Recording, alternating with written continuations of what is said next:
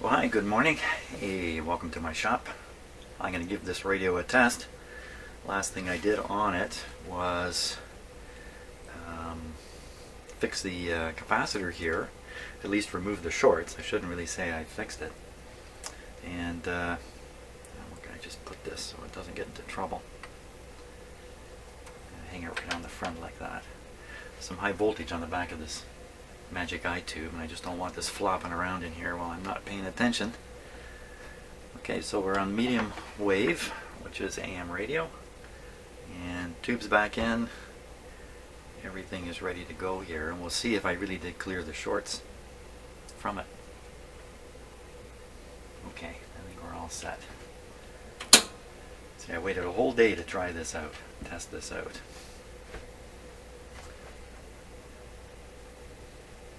Okay, let's let her rip.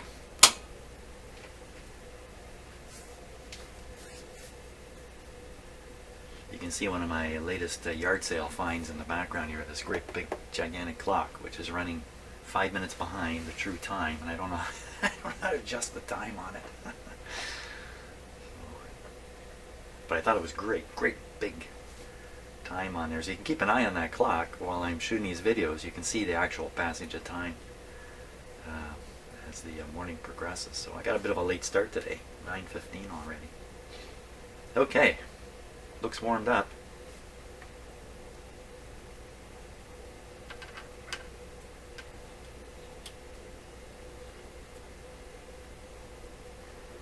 Not a sound. That's not too good a sign, is it? How did that happen?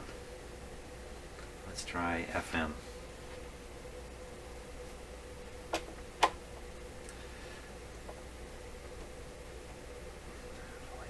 Volume down here.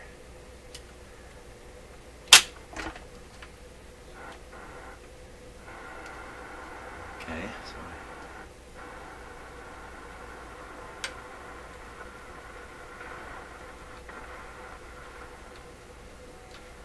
FM's working.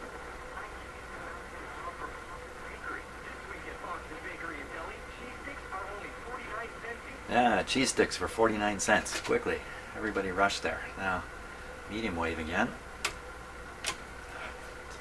Buttons get interfered with when it's like this. Where'd you go? That's not good at all. That's full volume. Okay, let's tune. Wait a minute, I hear something.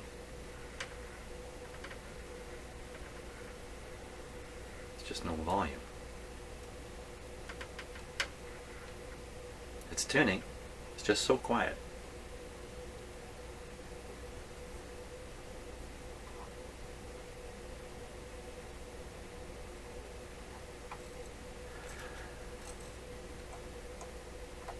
No shorts. Sounds to me like I've cleared the shorts in the capacitor, but nothing coming out of this radio otherwise. Why would that be? Now these kinds of radios, they use the IF, most of these anyway, they use the IF for both the AM and the FM signal. So if the FM's working, we can kind of assume the IFs are working okay also, because the FM is coming through. That also includes the well, it may not include the detector tube. Detection of FM is done differently than AM. So we can't be sure that the AM detection is working right. Or the radio is just extremely weak. I'm gonna take a conjecture here. I've been thinking a lot about this capacitor and how did it get into this state. These plates are bent all over the place, really poorly. This problem of the rotor being loose, I've kind of concluded that what must have happened there is somebody took this screw in an effort to try to clear a plate short in the capacitor without fully understanding what's going on. Saw this screw here and tightened it up, thinking maybe that tighter might be better, and you get no crackling and shorts or that.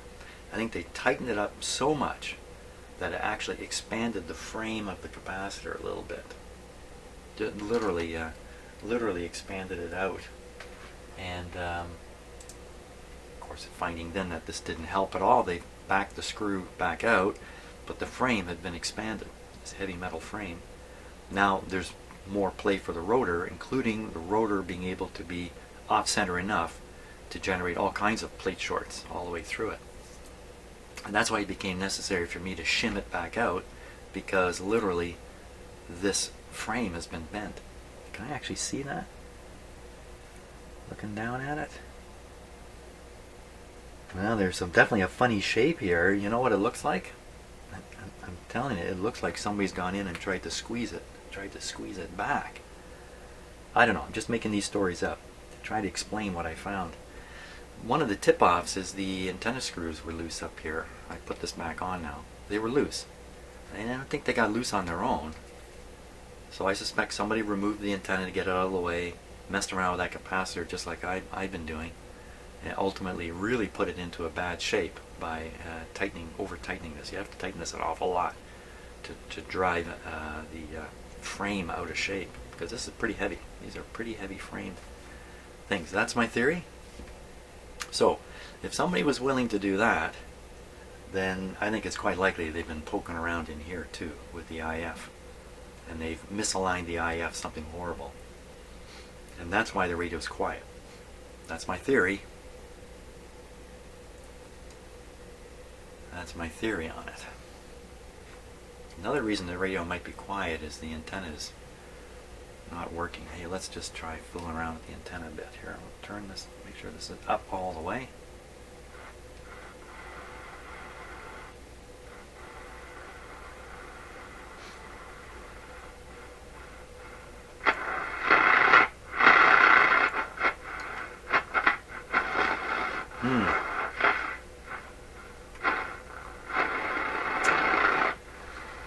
That's pretty interesting.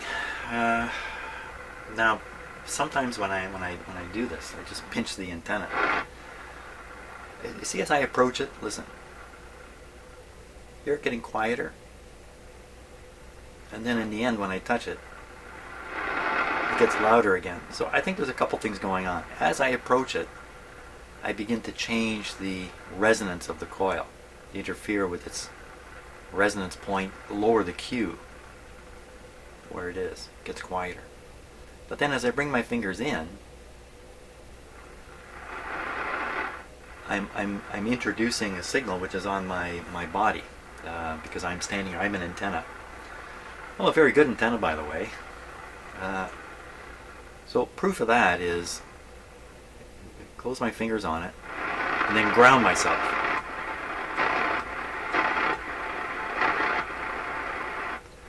So you can see that grounding myself reduces the amount of signal in my body and reduces the amount I can inject into the antenna. So going back to the first thing, so it's not getting louder, is it? So I'm detuning this. I'm not tuning it in. Same thing on this coil. Now that's my thinking on this. Am I right? I don't know. I don't know. It's just ideas I have in my head about how this might work. You know, I'm seeing some more nuts down here that might have been loosened. No, it's my imagination. So I'm very curious about what has been done to this radio ahead of me getting a hold of it. Now again, I don't have the alignment instructions, and I'm not even sure where all the tunable items are in this radio. Obvious where the IF gets tuned, but where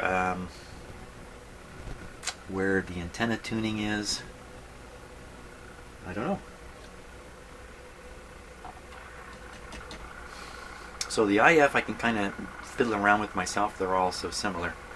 There's nothing particularly odd about this one. Let's just take a closer look at the IF. You see where I'm going with this. I'm getting ready to try tuning it. Because that could be the reason for the low reception. You know what else could be a reason? I just don't have the antenna aimed right. Come to think of listening to it as it floats around in here. I'm also on very low supply voltage here. I should really jack this up to full supply. All those things might help, especially on the FM side. Yeah, let me flip to the close-up camera here. We'll just take a look at the back. Where's the camera? Here it is. Okay, so there's the IF right there. Let me just get a little more light on it here. You see something there? Oh my gosh. 1, 2, 3, 4 things. Wow, okay, that's not gonna... Again, it looks like 1, 2, 3, 4. Okay, that's got me stumped a little bit. I'm only thinking there's 2. 4 things in here. I'm very loath to start fiddling around with these to try to sort out because there's too many of them. I don't really know what they're doing in here. Huh. Foiled again. Well, what else could we look for weakness in? Both the FM and the AM are weak coming out of the speaker. So, that implicates this tube, which is the IF amplifier. That's often where most of the gain is in a radio. On the FM side, I already know this tube is not the best up here. This one could be responsible for the FM being weak, and the AM problem is something unrelated. This guy here, he's a busy tube. He's got 3 sections in there. Can you see them? 3 separate sections inside that tube.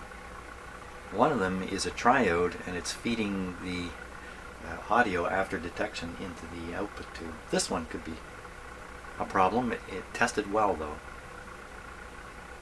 And the last thing is the output tube itself could be weak, even though it tested really well. First thing I got to do, though, is I got to turn up the crank up the voltage on this before I make any conclusions about any of this. On full voltage, so I can get the best incorrect conclusion possible. Yeah, I'm not too worried. Let's crank her up. Here we go.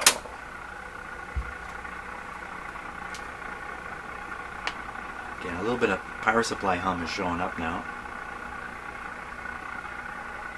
This tube is really brightened up a lot. This one here. You can see the glow in the camera there. It's really bright. All that happened on the AM side just got a little louder. Let's tune a bit here.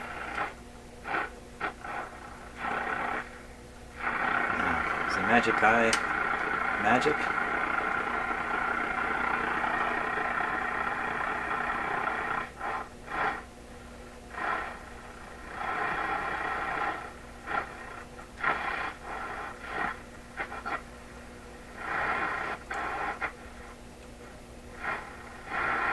Picking up all kinds of noise here. No shorts. That's good. Yeah, it's moving.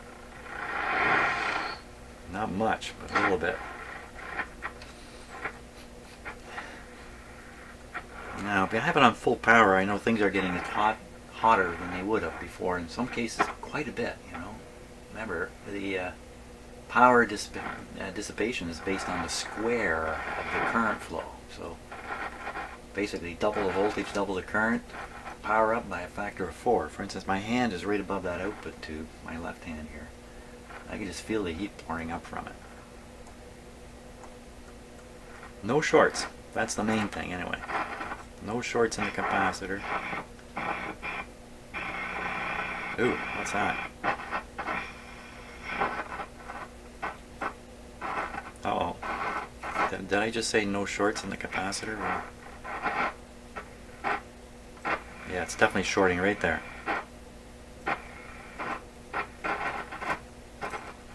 Spoke too soon.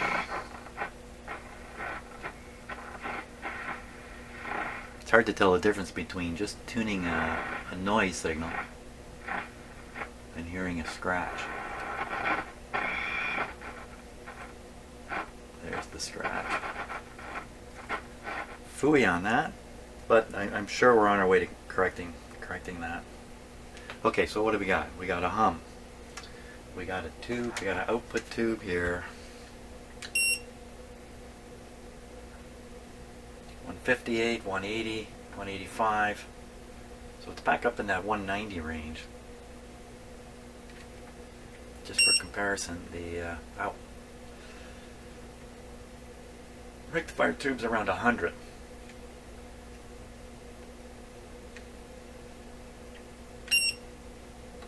That's around 50. 50. I just feel the heat. It's like this on all these radios though. This tube is really hot. It's just blasting off the heat.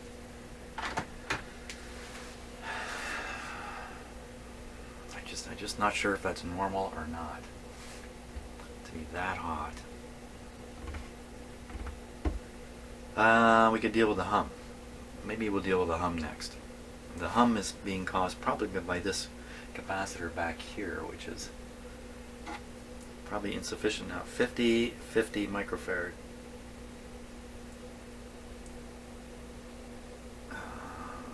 385. So it's just a two-parter. Oh, it's got a temperature range, -10 to +70. -10. So what happens when you get it too cold? So we can boost this guy just by adding a little bit of capacitance. I think the hum will disappear at that point. Now, has this thing got a phono switch on the front? PU, I believe PU is phono. Let's just hear that. Okay, so I don't know if you're hearing the hum in the microphones or not. But it didn't change at all, so pretty sure the hum is coming right from the power supply. And no use trying the shortwave. What about augmenting the AM antenna? You know, I would stay away from that. The broadcast band antenna, you really want these radios to use their internal loop antennas as opposed to a long wire sticking out the back. Shortwave, yeah, you're going to have to put on a wire, I'm pretty sure. But for AM, it's better to just try to get the loop antenna going right. Goodness knows how I'm going to do that without any instructions here. And most of the adjustments, the ones down in here that I can see, they're all waxed up really heavily. I don't like fiddling with those. Yeah, so let's go after the hum, because I know how to do that. Do what you can. You don't know what to do? Do what you can do. Okay, so I've tipped the radio up on its end here. It's a little bit precarious now, but I think it's okay. And the area we're interested in is right down here, where you just see the capacitor. And wouldn't you know it, all this open space here, a bunch of open, at least in terms of components and wiring, but instead they've stuck the capacitor way back under where? Under there. What's it under? These are all the antenna inputs here, coming from the back panel, and buried underneath the coil and stuff like that is the capacitor. It's really not particularly accessible, certainly from this angle. It's just all wires and stuff, and I really kind of don't know how I'm going to get in there. Look at that.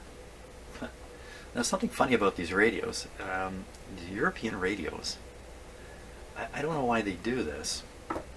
Maybe there's a technical reason for it. But let me just swing to the longer shot here. This is the thing I find a little strange. So here's the filter capacitor, but the rectifier tube is way up here. And I see this over and over, that they put the filter capacitor at the far end of the radio, away from the rectifier tube. Now, I don't know if there's some technical reason for this. I can't imagine there is. But I see this all the time, whereas in a North American radio you tend to find, you know, related components clustered together. The whole thing is kind of I don't want to say sensible, but it's what you would expect. So you think, okay, let's look at the rectifier tube. Here it is. Now there should be a filter capacitor around here somewhere. But in fact, it's way down here. And in this case, buried behind these connectors here. Now, the flip side of that coin is I can add a capacitor, more capacitance, which is what I plan on doing, I don't have to add it down here. I can add it anywhere the wires appear. So there's some wires twisting their way all the way up to here. So up here I can add the boosting capacitance. That's actually boosting the capacitor down there. So I think that's what I'm going to do. I'm going to add it up here because I can't see myself fiddling around in here. So that being the case, now I've got to make sure I get on the right wires down here. How am I going to do that? First, let's just take a look at them here. See what we got. So I see make sure I'm on the actual capacitor wire, not an antenna wire. That wouldn't be a good move. So that looks like a blue and a brown one, and they're twisted here. They're twisted together. And they go all the way up to here. So they're going where they're supposed to. Then they divide. One goes onto the tube, and the other wire goes onto the terminal. You can't even see what I'm doing, can you? Way up here, way up here, way up here. Yeah, so one goes on the tube, and the other one goes on this terminal. Here's a big high wattage resistor right here too. I don't suspect there's really problems in the power supply itself, so I think this resistor is fine. It does not appear to be damaged or overworked in any way, but often these resistors that are in the power supply do go, here's this little guy, I gotta fix this eventually. This is just a temporary thing I've done here, just to remind myself that thing is there without making a permanent repair quite yet. That's because I don't know what else I might have to do before I try that. So we could put a capacitor, put 150 capacitor on, I would think it's this terminal here we want to put it on. And the other end of this resistor,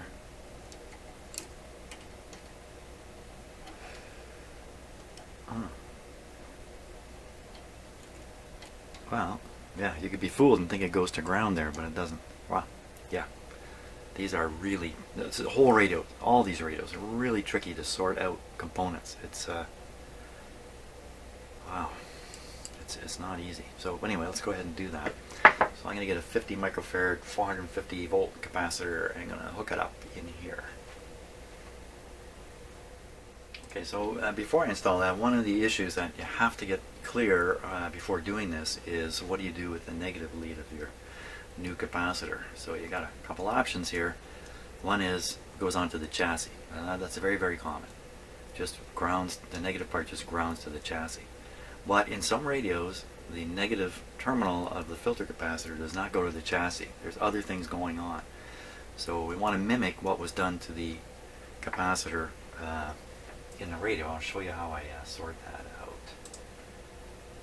Provide some reassurance to myself that I'm not doing this wrong. So we take a look at the capacitor down here. As hidden from view as it might be, and we try to figure out how many terminals are sticking out of it. So now you can trust me when I tell you there are 2 terminals sticking out of there. Very hard to see, but I've seen it. So there are only 2 terminals on the bottom of the capacitor. Secondly, the capacitor has 2 sizes listed here, 50 and 50.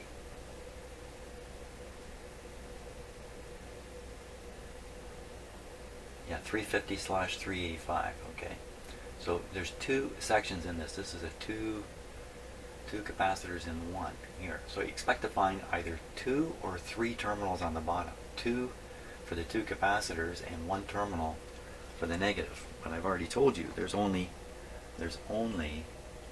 2 terminals sticking out the bottom of this thing, and they are both tied back via wire right back up into this area where the rectifier is. So those are definitely the capacitor terminals. So how does it get its ground? So one possibility is they just clamp this down onto the chassis. Sometimes you'll find solder right around the edge here onto the chassis, but you won't find any on this one. Not soldered. And most radio manufacturers would not rely on just screwing this down onto the chassis. They're heading for trouble. A lot of current's going to flow. The shell here, by that, I didn't really say it. The shell is the negative terminal here. So what have they done? Sometimes they solder a wire from here to the chassis. There's various ways, but usually something is soldered here. I don't see anything up above. If we look underneath, you see, well, there's a negative terminal right there, and look, there's a little wire disappearing through a hole heading up there. Now, can I get a look at that under here? I don't know. Let's see.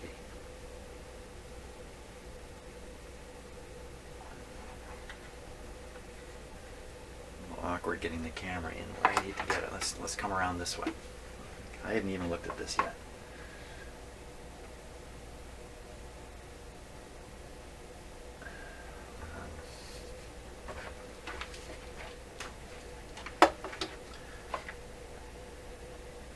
So there we see a terminal sticking out underneath the capacitor with solder on it, and it's right above the hole. That's the hole the little wire goes through. So that little wire is how they've soldered the negative side of this capacitor directly to the chassis. Just that little tiny wire there. You could easily miss it. Like if you look from this angle, you don't even see it. Not even visible. Okay, so that reassures me that the negative terminal of the filter capacitor is just taken to chassis. And that's the same thing I can do up above here with my new capacitor. And look, I've got a great terminal right there.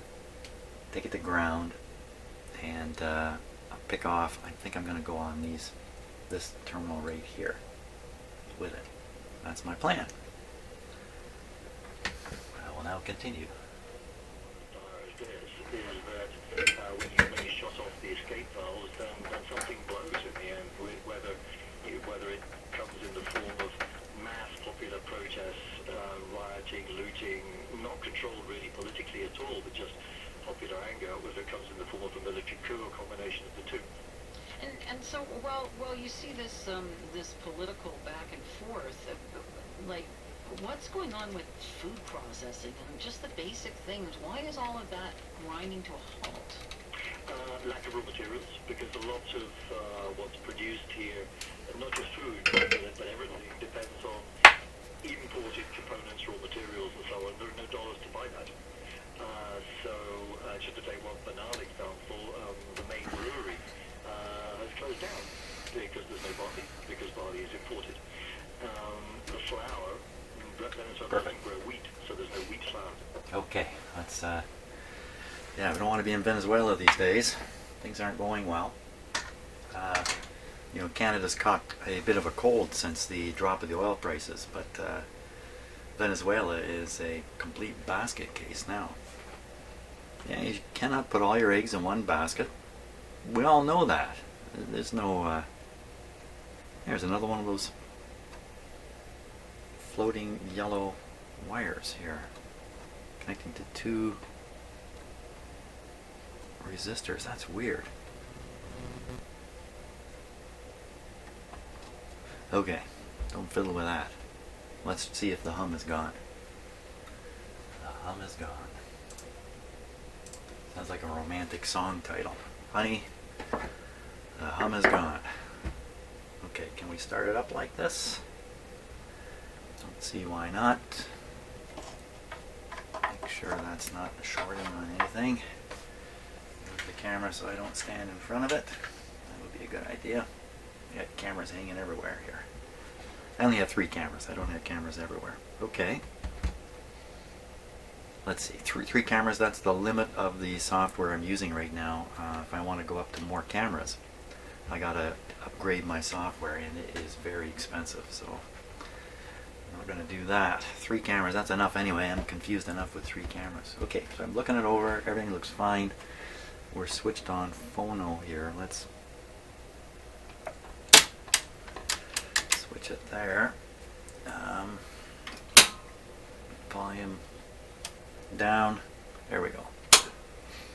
Power on. Now we could only hear the hum when I had full power on, so at the moment I'm starting it up with restricted power. Just to, because I've done a big change here. In fact, I should step back from the radio just a little bit. I got this thing staring me right in the face. If I've done it backwards, then there's a chance that thing would explode. So let's do a quick check just to see what we're talking about here in terms of voltage too. On restricted power. Okay, negative to negative. I really need some way to hold up that meter. Okay, negative to negative, positive to positive. What's the B plus? 161. A little low for this radio. I would imagine it actually goes quite a bit higher. What do we hear? Turn it up. Don't hear anything, but that's okay right now. No hum though, so let's give it the full treatment here. See what our B plus is doing now. It's more than 200.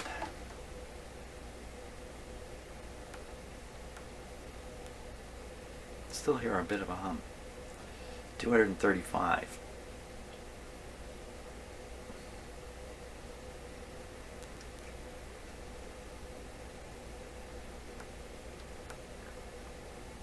.260. So I picked the right capacitor. What I was doing there is I'm actually reading the two positive terminals down on this capacitor up on the end of the lead wires. I'm looking for the one with the lower voltage to augment, and that's what I've done. I've placed this capacitor onto the lower voltage one. That's one step deeper in the power supply, and it's really important to have no hum on the second filter capacitor. Well, the hum is not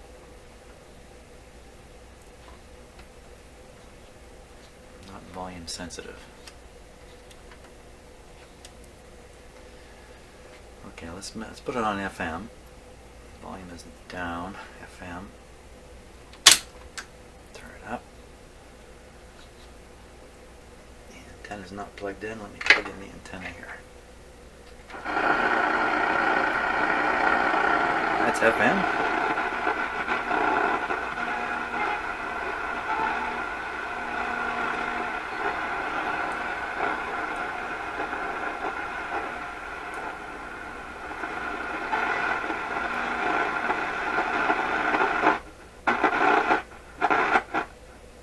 That whopper signal at 100. Look at the, can you see that meter? Oh!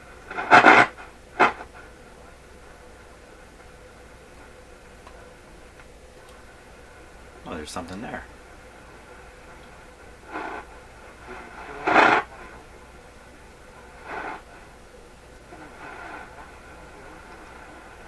We're getting into some very powerful alignment issues with this radio, that's what I think. Now that's almost closed.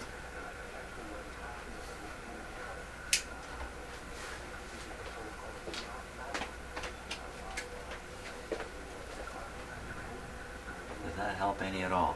Kinda.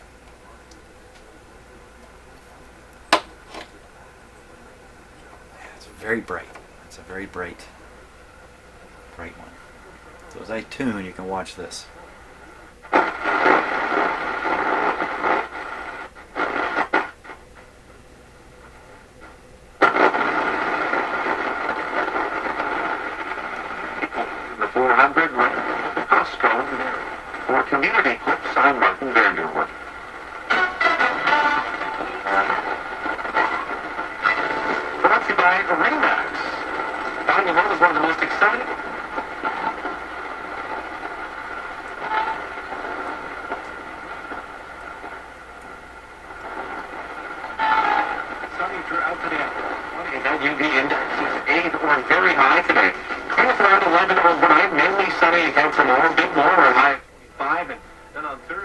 Oh, that's interesting.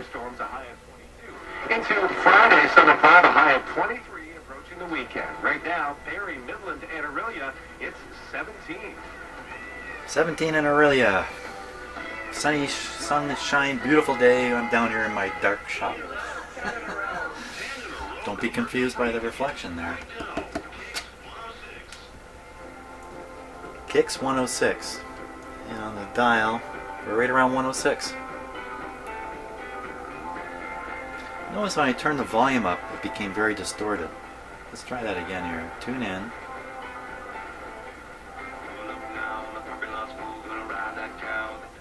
Watch out for... So that's zero volume.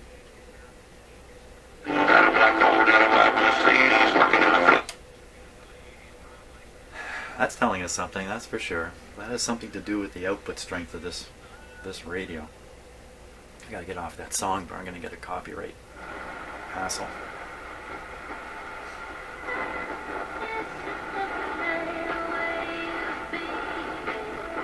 It's one of my favorite songs.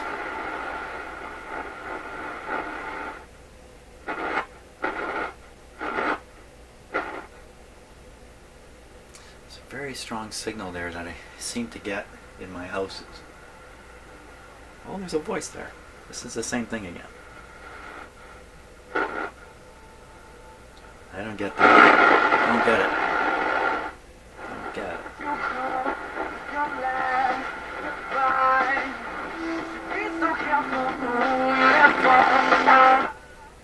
Again, a high volume just makes it distort. Reception's not bad.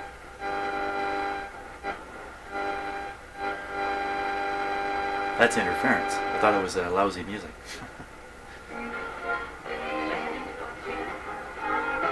Another great song. Actually, I don't like that one all that much, frankly. But a great band, Supertramp. Supertramp's strongest audience was in Toronto back in the day when I was going to college.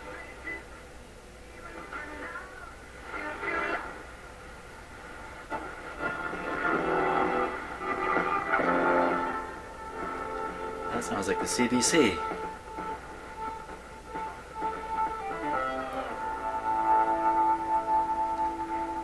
It's not your everyday love triangle.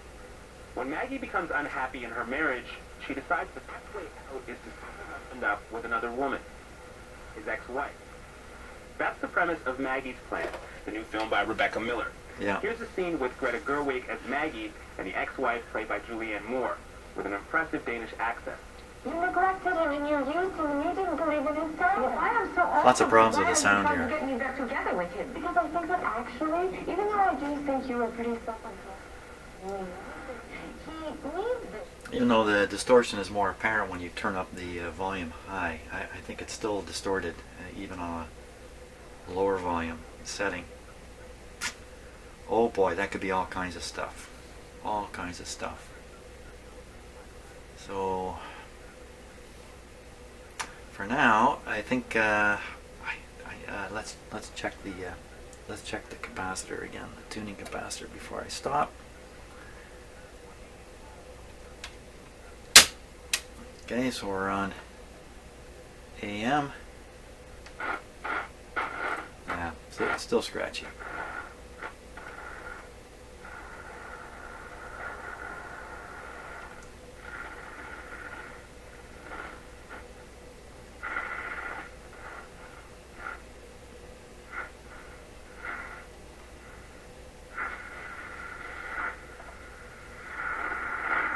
I just like it to pick up one thing. One real station.